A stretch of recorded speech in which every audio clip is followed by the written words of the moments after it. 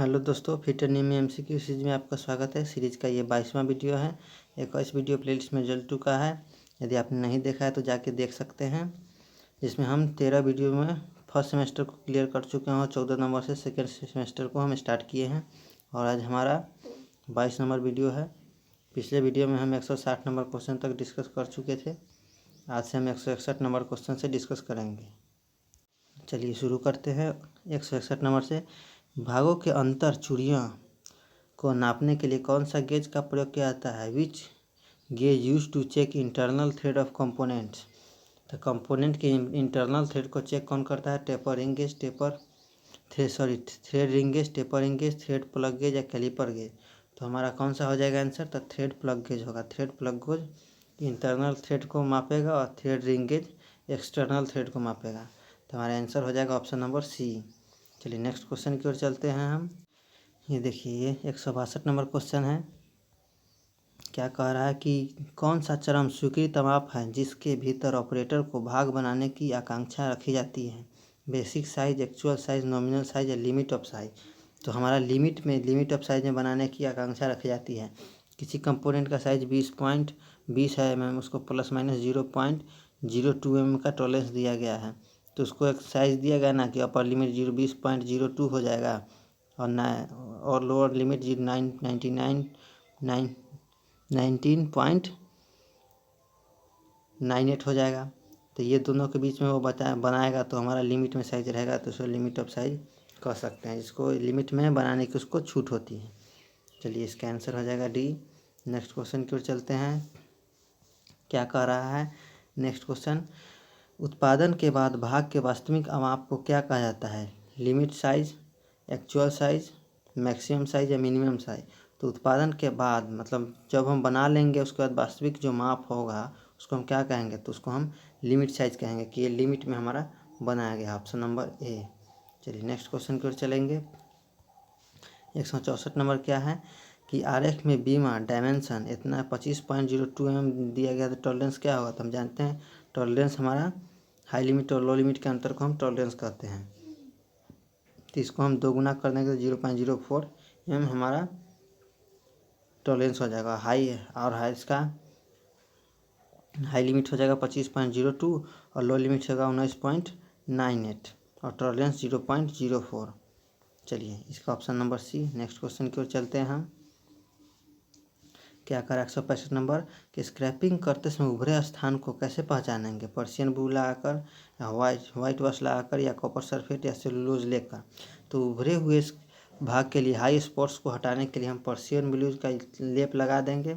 उसके बाद हम स्क्रैपिंग करके जहाँ लेप नहीं लगा, जहाँ हाई स्पॉट होगा वहाँ लेप लगा होगा, उसको हम स्क्रैपिंग करके उसको हटा देंगे। तो हमारा ऑप्शन नंबर ए होगा, पर्शियन ब्लू।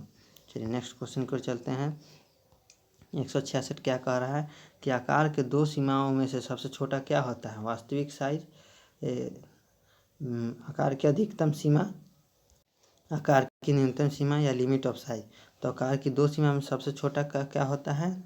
तो मिनिमम लिमिट ऑफ साइज। आकार की न्यूनतम सीमा सबसे छोटा होता है, आकार की अधिकतम सीमा सबसे बड़ा हो जाएगा। तो ऑप्शन नंबर हमारा इसका सी हो जाएगा, ऑप्शन नंबर सी। चलिए नेक्स्ट क्वेश्चन की ओर चलते हैं हम। ये हमारा 166 नंबर था। 167 की ओर चलते हैं। यहाँ से हमारा लेथ स्टार्ट हो जाता है। चलिए तो हम इसको देखते हैं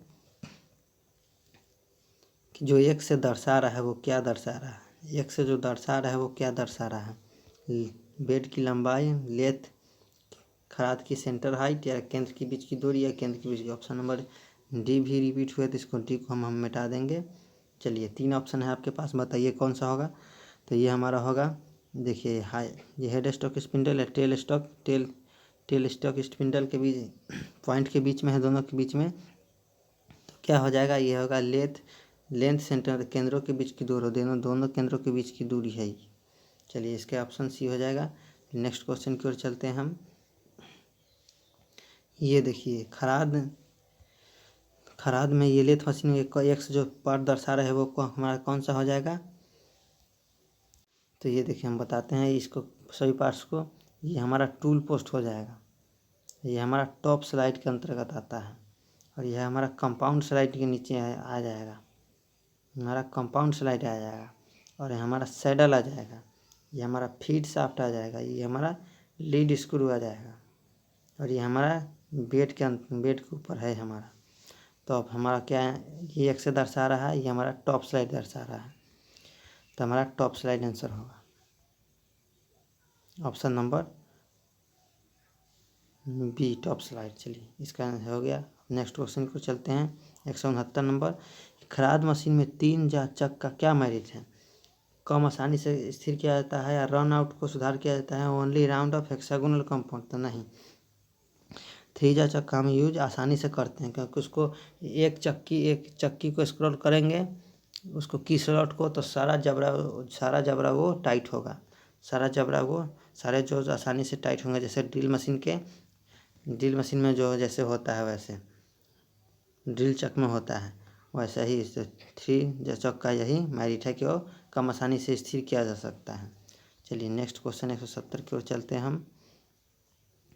ये देखिए, ये भाग का आपका नाम पूछ रहा है, तो आपको बताते हैं इसके सभी पार्टों को जूम करके। तो मैं देखिए ये हमारा क्या हो जाएगा, ये एक्सटर्नल जो हो जाएगा, ये बॉडी हो जाएगा, ये इंटरनल जो हो जाएगा, ये चक्की हो जाएगा, ये हमारा की स्लॉट हो जाएगा, और जो ये भाग है हमारा, ये भाग है हमारा बैक प्लेट कहलाएगा, ये स्क्रॉल कहलाएगा, ये जो है ये स्क्रॉल कहलाएगा, ये जो एक से दर्शा रहा है हमारा क्राउन व्हील होगा, तो देख लीजिए ऑप्शन में हमारा क्राउन व्हील नहीं दिया गया है, तो इसमें ज़्यादा कन्फ्यूजन होगा आप लोगों को कि मैंने गलत कुछ बता दिया है। तो इसके लिए हम आपको ले चलते हैं फिगर की ओर। बुक में देख लीजिए ध्यान से, इस भाग को ही पूछ रहा है, ये क्या दर्शा रहा है, तो आपको ले चलते हैं बुक की ओर। तो ये देखिए हम बुक की ओर आ चुके हैं, और हमारा कौन सा भाग पूछा था, तो हमारा ये वाला भाग पूछा था, ये वाला भाग क्वेश्चन में था कि इसको क्या बोलते हैं। तो ये देखिए हमारा ये यहाँ क्राउन व्हील होगा, ये हमारा क्राउन व्हील होगा, ठीक है। और देख लीजिए कौन भाग किसको कहते हैं, तो आप चाहते हैं तो स्क्रीनशॉट आप ले सकते हैं इसको। चलिए तो ये हमारा आंसर हो जाएगा इसका क्राउन व्हील, जो क्वेश्चन में दिया गया था। हम अपने चलते हैं क्वेश्चन की ओर। तो ये चलिए हम अपने क्वेश्चन की ओर आ चुके हैं, इसको हम क्राउन व्हील बोलेंगे। डी नंबर में हम इसको काट देंगे, और इसको हम यहाँ पर क्राउन व्हील लिख देंगे, तो हमारा ये डी नंबर ऑप्शन हो जाएगा, क्राउन व्हील। चलिए नेक्स्ट क्वेश्चन की ओर चलते हैं। क्या कि 4 चक्का डीमेरिट क्या है? जबड़े उलटने योग्य होते हैं, अनियमित जब को पकड़ सकता है, भारी कट दी जा सकती है, फिर ये 2 ऑप्शन एक ही साथ है, तो ये क्वेश्चन को हम हटा देते हैं। चलिए 3 ऑप्शन बच गया कि 4 चक्का डीमेरिट क्या है?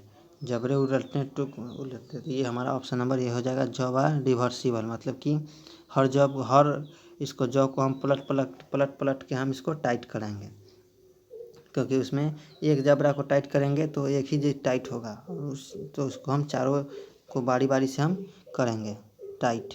अब 4 चक का दूसरा नाम क्या है? तो 4 चक का नाम होता है इंडिपेंडेंट चक होता है, और 3 चक का दूसरा नाम क्या होता है? सेल्फ सेंटरिंग चक। चलिए नेक्स्ट क्वेश्चन की ओर चलते हैं। ऑप्शन नंबर 172 नंबर, किस प्रकार के रेक कोन टूल के पीछे की ओर सामने तक ढलान रहते हैं? In rectangle, side rectangle, negative rectangle, ये हमारा पॉजिटिव रेक्टेंगल होगा, तो हमारा कौन सा आंसर हो जाएगा? वो हमारा साइड रेक्टेंगल होता है। साइड रेक्टेंगल में पीछे की ओर सामने तक ढलान रहता है। चलिए नेक्स्ट क्वेश्चन की ओर चलते हैं हम।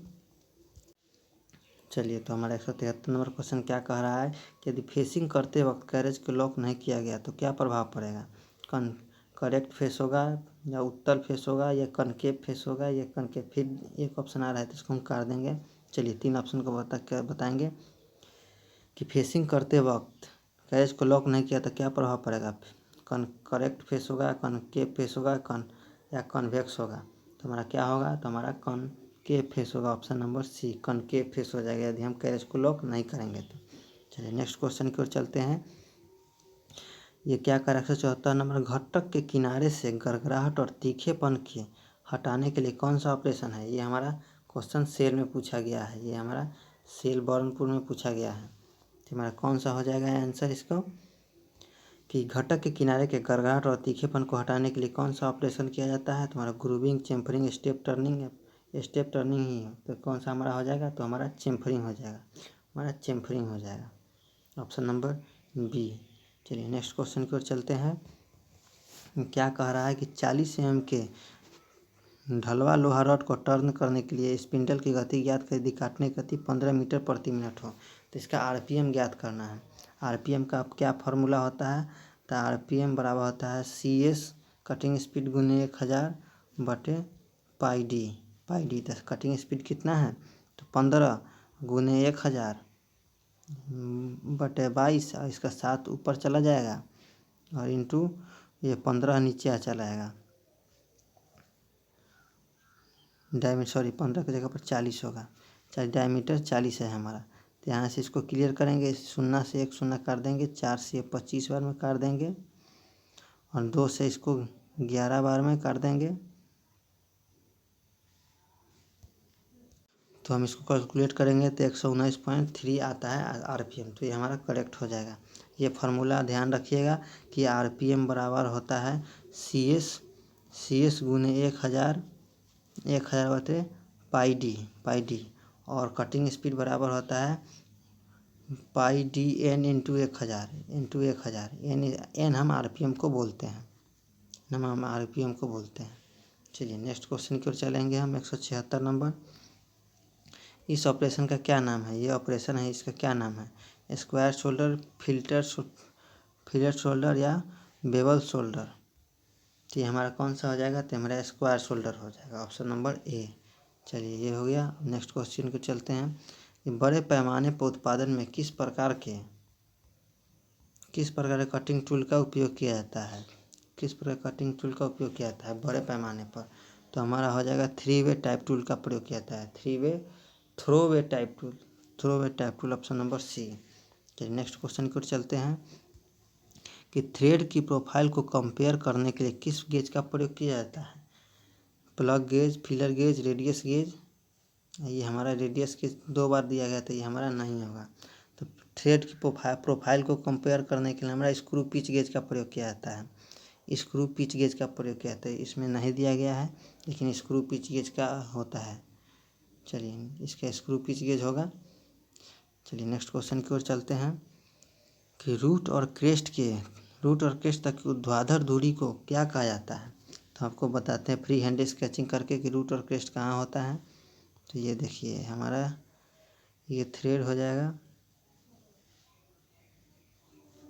ये हमारा नीचे वाला जो भाग होता है इसको हम रूट बोलते हैं, ऊपर वाले भाग को हम क्रेस्ट बोलते हैं। तो ऑप्शन में क्या करा, रूट और क्रेस्ट की ऊर्ध्वाधर दूरी को, ये जो दूरी है उसको क्या बोलेंगे, तो इसको हम फ्लैंक बोलते हैं, ऑप्शन नंबर बी। और थ्रेड के जो ये भाग होता है और ये कहेगा कि क्रेस्ट और रूट के बीच की जो दूरी होती है, इसका आंसर क्या होगा, इसका आंसर होगा गहराई, डेप्थ। और रूट के देखिए ये हमारा, फिर से हम बताते हैं आपको, ये हमारा रूट हो गया, रूट की क्रेस्ट को मिलाने वाली लाइन को हम फ्लैंक बोलते हैं, और रूट और क्रेस्ट के बीच दूरी जो होता है वो हमारा डेप्थ कहलाएगी। तो ये हमारा डेप्थ हो जाएगा, गहराई हमारा आंसर हो जाएगा, ये बी नहीं होगा, फ्लैंक नहीं होगा, ये हमारा डेप्थ होगा। चलिए नेक्स्ट क्वेश्चन की ओर चलते हैं। 180 नंबर।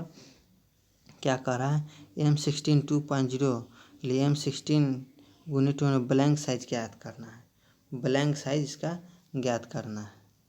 तो इसका ब्लैंक साइज ज्ञात करना है, तो इसका ब्लैंक साइज का फॉर्मूला क्या होता है कि कैपिटल D बराबर होता है D माइनस P/10। तो D इसका क्या है 16 है, माइनस पिच क्या है 2/10। तो यह हो जाएगा 16 माइनस, इसको काट देंगे तो 0.2 हो जाएगा, तो इसका होगा 15.8 mm हो जाएगा आंसर इसका आंसर हो जाएगा बी। इसके लिए फार्मूला ध्यान में रखिए कि D बराबर होता है स्मॉल d माइनस पिच/10, ये हमारा फार्मूला होता है, इसको ध्यान में रखिएगा ब्लैंक साइज के लिए। चलिए नेक्स्ट क्वेश्चन अगले वीडियो में हम करेंगे। ये था हमारा 180 क्वेश्चन तक, यहाँ तक, जिसमें हम 20 क्वेश्चन को डिस्कस किए हैं। 20 क्वेश्चन को हम डिस्कस किए हैं। यदि वीडियो अच्छा लगा हो तो लाइक कर दें, शेयर कर दें, चैनल पर पहली बार होंगे तो सब्सक्राइब कर दीजिएगा, और वीडियो अच्छा लगा हो तो शेयर कर दीजिएगा। और चैनल पर पहली बार है तो सब्सक्राइब कर दीजिएगा। और हमारे 21 वीडियो का यदि आपने नहीं देखा है तो प्लेलिस्ट बन चुका है, आप उसमें जाकर देख सकते हैं। और ये बेहद महत्वपूर्ण MCQ है सभी एग्जाम के लिए, कि सभी एग्जाम में अभी निम्मी के ही डालता है, निम्मी का ही क्वेश्चन 80% क्वेश्चन निम्मी से ही रहता है। तो इसको हम शुरू किए हैं। वीडियो लास्ट तक देखने के लिए आपका धन्यवाद। ऐसे ही हमारे साथ जुड़े रहें।